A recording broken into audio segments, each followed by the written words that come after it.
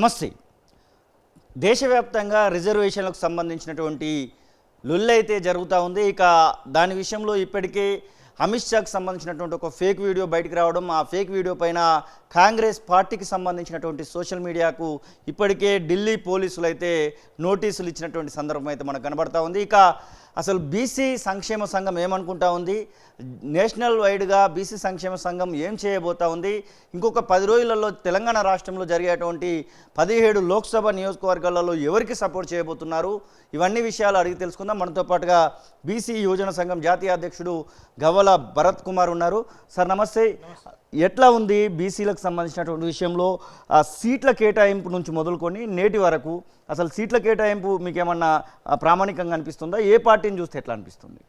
అన్ని పార్టీలు ఎలక్షన్ వచ్చే ముందు వరకు ప్రతి బీసీని అంటే ఇట్లా జెండాలు మోయడానికి లేకపోతే ఏదైనా పార్టీ మీటింగ్లకు జులుసులు తీయడానికి దానికే వాడుకుంటారు తప్ప 30-40 ఏళ్ళ నుంచి వాళ్ళ పార్టీలో పనిచేస్తున్న బీసీకి కార్యకర్తలకు పిలిచి టికెట్ ఇచ్చే దాఖలాలు లేవు. టికెట్లు తీసుకునే అర్హత ఉండి కొద్దో గొప్ప డబ్బులు సంపాదించి దాన్నైనా ఖర్చు పెట్టి ముందుకొచ్చి ప్రజాసేవ చేద్దాం అనుకునే వాళ్ళకు కూడా గెలుపు గుర్రాలోని వంకతోటి వాళ్ళని పక్కకు నెట్టేసి నీకు నెక్స్ట్ నామినేటెడ్ పోస్టులు అకామిడేషన్స్ చేస్తాం అది అని చెప్పి ఎలక్షన్లు దాటివేస్తారు. ఎలక్షన్లు అయిపోయిన తర్వాత నామినేటెడ్ పోస్టులు గురించి మాట్లాడదామన్నా కూడా వీళ్ళు ఉండరు. ఎందుకంటే already they will be on the seats and మనోడు బయట వెయిట్ చేస్తుంటాడు అపాయింట్మెంట్ల గురించి వాళ్ళని వీళ్ళని పట్టుకొని. సో ఇట్లా టైంపాస్ చేస్తున్నారు అంతే. ఇప్పుడున్నటువంటి పరిస్థితులలో రిజర్వేషన్ మీద బాగా చర్చ జరుగుతూ ఉంది. దేశవ్యాప్తంగా కూడా ఈ చర్చ మాత్రం ఊపందుకుంది. బీసీ సంక్షేమ సంఘంగా రిజర్వేషన్లను ఎత్తివేస్తున్నారు అనేటువంటి విషయాన్ని కాంగ్రెస్ పార్టీ చాలా ప్రజల్లోకి తీసుకెళ్లేటువంటి ప్రయత్నం చేస్తుంది. నిజంగానే అలాంటి దానికి ఏమన్నా ఆప్షన్ కనబడతా ఉందా నేషనల్లో? అంటే నాకు తెలిసినంత వరకు 56% ఉన్న బీసీలు అంటే ఇప్పుడు 130 కోట్ల జనాభాలో 60 నుంచి 70 కోట్లు ఉన్న బీసీలకు రిజర్వేషన్లు, మాకు రాజకీయ రిజర్వేషన్ల గురించే మేము ఇంకా ఫైట్ చేస్తున్నామంటే మా ఉన్న రిజర్వేషన్లు తీసేసే అంత ధైర్యం ఏ పార్టీ చేయదు అనుకుంటున్నాము. చేసినా ఎవరు ఊకోరు. అతిపెద్ద దేశమే ఒక పెద్ద రణరంగంగా మారి బీసీలు అందరూ యుద్ధానికి సిద్ధంగా ఉంటారని చెప్పి మేము ఇప్పుడే మీకు మనవి చేస్తున్నాం. ఇదే సందర్భంలో తెలంగాణ రాష్ట్రంలో 17 పార్లమెంట్ నియోజకవర్గాలు కనబడతా ఉన్నాయి. హైదరాబాద్ లాంటి ప్లేస్లో బీసీలకు ఇచ్చినామని చెప్పేసి కొన్ని పార్టీలు కూడా చెప్పుకుంటా ఉన్నాయి. బీఆర్ఎస్ పార్టీ బీసీలకు ఇచ్చినామని చెప్పేసి దాని ఖాతాలో వేసుకుంటున్నటువంటి పరిస్థితి. బీసీల పరంగా చూసుకున్నట్టు ఏది ఉంటే మీ సపోర్ట్ ఎవరికి ఉండబోతా ఉంది? మొత్తం 17 నియోజకవర్గాలలో ఎలాంటి ఆలోచనలు చేస్తూ ఉన్నారు మీరు కానివ్వండి, మీ జాతీయ అధ్యక్షుడు ఆర్ కృష్ణయ్య కానివ్వండి? ఆర్ కృష్ణన్న గారి సూచన మేరకు ఆర్ కృష్ణన్న గారు అన్నమాట ఒకటే, ప్రతి పార్లమెంట్లో పార్టీలకు అతీతంగా ఎవరైతే బీసీ అభ్యర్థులు నించుంటారో వాళ్ళందరికీ బీసీలు ఓట్లు వేసి మనకు వచ్చిన అవకాశాన్ని మనం సద్వినియోగం చేసుకుంటే మన వాయిస్ అనేది పార్లమెంట్లో ఉంటుంది. మనోడు అనేటోడు ఒకడు పార్లమెంట్లో ఉంటే మనకు ఏదైనా కావాలనుకున్నా ఉంటుంది. రేపు పొద్దున మన రిజర్వేషన్ల గురించి ఇంకా దేనికైనా గురించి మన వాటా గురించి మన బడ్జెట్ గురించి మన గురించి మాట్లాడడానికి ఒక వాయిస్ కావాలి. సో ఏ పార్టీకి సంబంధం లేకుండా బీసీలను ఓన్లీ ఓట్ బ్యాంక్ కిందనే చూస్తారు తప్ప వాళ్ళకు కూడా పార్లమెంట్లో అడుగుపెట్టే శక్తి ఉందని కొన్ని పార్టీలు గుర్తించి కొన్ని సీట్లు ఇచ్చినా కూడా దాన్నన్నా మన వాళ్ళు బీసీలు అందరూ సద్వినియోగం చేసుకొని ఓట్లు వేసి ఆ బీసీ అభ్యర్థులను పార్టీలకు అతీతంగా బీసీ అభ్యర్థులను గెలిపించుకోవాలి. మన శక్తి బీసీ సమాజం అనేది అగ్రవర్ణాలకు కానీ ఇంకెవరికి కానీ అన్ని పార్టీలకు ఇది మనం చేసే ఏదైతే అటెంప్ట్ ఉందో బీసీ అభ్యర్థులను పార్టీలకు అతీతంగా మనం గెలిపించుకుంటే అన్ని పార్టీలకు ఒక భయం వచ్చేస్తుంది.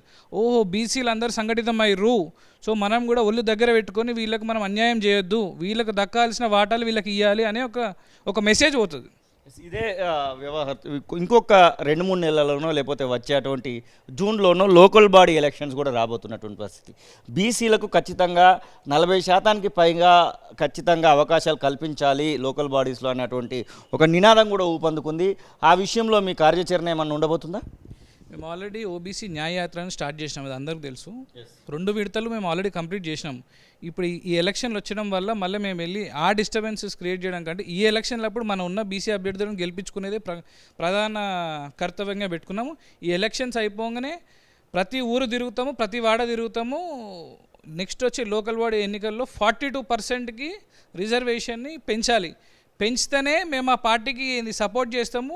ఆ పార్టీయే నెక్స్ట్ మన స్టాట్యుటరీ బాడీస్ కింద మిగులుతుంది. లేదు ఇప్పుడు ఎవరైతే ఇప్పుడు హామీలు ఇచ్చి లోకల్ బాడీ ఎలక్షన్లో మేము 42% చేస్తామని చెప్పి ముందుకు వస్తారో వాళ్ళకే సపోర్ట్ చేస్తాము. ఎవరైతే చేయలేదో వాళ్ళని మొత్తం మేము అంతా బహిష్కరిస్తాం. మీరు ఇప్పుడు చూస్తున్నారు ఇంకొక నెల రోజులైతే మళ్ళీ ఏదైతే అకాడమిక్ ఇయర్ స్టార్ట్ కానటువంటి పరిస్థితి అయితే ఉంది. ఇప్పుడు కొంతమందికి సంబంధించినటువంటి ఎంసెట్, ఈసెట్ అలాగే మిగిలినటువంటి సెట్లకు సంబంధించినటువంటి కౌన్సిలింగ్ కూడా ప్రారంభం కాబోతుంది. వీళ్ళకి సర్టిఫికెట్లు రావాలంటే మొత్తం కాలేజీల చుట్టూ తిరగాల్సినటువంటి పరిస్థితి. రియంబర్స్మెంట్ రాలేదని కాలేజీల వాళ్ళు మళ్ళీ స్టూడెంట్స్ నుంచి వెళ్ళి డబ్బులు లాక్కుంటున్నటువంటి పరిస్థితి. రియంబర్స్మెంట్ విషయంలో, స్కాలర్షిప్స్ విషయంలో మీ యొక్క తక్షణ కర్తవ్యం ఏం చేయబోతున్నారు? పోయిన ప్రభుత్వం ఎలానన్నా చేయలేదు. ఇప్పుడు వచ్చిన కొత్త ప్రభుత్వం అన్న ప్రజాప్రభుత్వం అని చెప్తున్నది కాబట్టి ప్రజల గురించి ఫస్ట్ మీరు ప్రజలను బాగు చేయాలనుకుంటే వాళ్ళకి మీరు అందించాల్సింది విద్య, వైద్యం. సో విద్య ఉన్న సిచ్యువేషన్లో ఇప్పుడు ఏదైతే ఫీజు రియంబర్స్ ఉన్నాయో అవి మీరు కొంచెం డిలే కాకుండా చేస్తే పిల్లలకు ఎటువంటి ఇబ్బంది ఉండదు. వాళ్ళ నెక్స్ట్ అకాడమిక్ ఇయర్స్ మీద వాళ్ళు కాన్సన్ట్రేట్ చేస్తూ ఎగ్జామ్స్ మీద కాన్సన్ట్రేట్ చేసే సిచ్యువేషన్ ఉంటుంది. సో ఫస్ట్ 15% ఇప్పుడు వచ్చే మెయిన్ బడ్జెట్లో 15% ఎడ్యుకేషన్కి కేటాయించాలి. అది బీసీ అయినా, ఓసీ అయినా, ఎవరికైనా కానీ ఎడ్యుకేషన్ కేటాయిస్తే నెక్స్ట్ తరాలందరికీ వాళ్ళ లైఫ్స్ని వాళ్ళే ఫ్లరిష్ చేసుకునే అంత శక్తి ఉంటుంది. ప్రత్యక్షంగా ఏమైనా పాల్గొనబోతున్నారా? పార్లమెంట్ అభ్యర్థులకు సపోర్టివ్గా మీరు బీసీలకు గెలిపించాలనేటువంటి ఒక కర్తవ్యాన్ని పెట్టుకున్నారు కాబట్టి మీరు కానివ్వండి, మీ సంఘం నుంచి కానివ్వండి, కృష్ణయ్య గారు కానివ్వండి, ప్రత్యక్షంగా బీసీ అభ్యర్థులను గెలిపించేటువంటి బాధ్యత ఏమైనా తీసుకోబోతున్నారు? ఇంకో 10 రోజులు మాత్రమే ప్రచారానికి సమయం మిగిలి ఉంది. 100% గత 2-3 రోజుల నుంచి మా బీసీ సంక్షేమ సంఘం నాయకులు కానీ, మా జిల్లా వారీ ఉన్న యువజన సంఘం నాయకులు కానీ అన్ని పార్లమెంట్లలో వారి పార్లమెంట్లో బీసీ అభ్యర్థుల గురించి వాళ్ళు అహర్నిశలు పనిచేస్తున్నారు. ఆల్రెడీ మొన్న కూడా అయింది, నిన్న గద్వాల్లో, మొన్న అక్కడ కంటిన్యూస్గా నడుస్తున్నది ప్రాసెస్. ఇప్పుడు రానున్న 10 రోజుల్లో కూడా అన్న కూడా ఇప్పుడు ఇంకొక 2-3 పార్లమెంట్లు కూడా విజిట్ చేద్దామన్నారు. అది 100%గా సక్సెస్ చేస్తాం. ఎక్కడైతే బీసీ సంక్షేమ సంఘము, బీసీ యువజన సంఘం పోయి బీసీల గురించి ప్రచారం చేస్తుందో వాళ్ళ గెలుపు ఖాయం అయిపోయినట్టే. ఇది గవ్వల భరత్ కుమార్ చెప్తున్నట్టు మాటలు. ఖచ్చితంగా రిజర్వేషన్ల వైపుగా ఎవరైనా తీసివేద్దామనేటువంటి ఆలోచన చేస్తే మాత్రం వాళ్ళు అసలు చేయరని అనుకుంటున్నాము. ఒకవేళ అలాంటి ఆలోచన చేస్తే దేశం మొత్తం కూడా రణరంగంగా మారేటువంటి అవకాశం ఉందంటూనే ఇక 42% రిజర్వేషన్ను ఖచ్చితంగా రాజకీయంగా లోకల్ బాడీ ఎలక్షన్స్లో కల్పించాల్సినటువంటి ఆవశ్యకతను అయితే గుర్తు చేస్తున్నటువంటి పరిస్థితి. ఖచ్చితంగా బీసీ అభ్యర్థులను గెలిపించుకునేందుకు మేము ప్రయత్నిస్తున్నాము, బీసీ అభ్యర్థులను గెలిపించుకుంటామనేటువంటి ఒక భావన అయితే ముక్తకంఠంగా చెప్తున్నటువంటి పరిస్థితి. కెమెరా పర్సన్ సతీష్తో శ్రీనివాస్, తొలివెలుగు, హైదరాబాద్.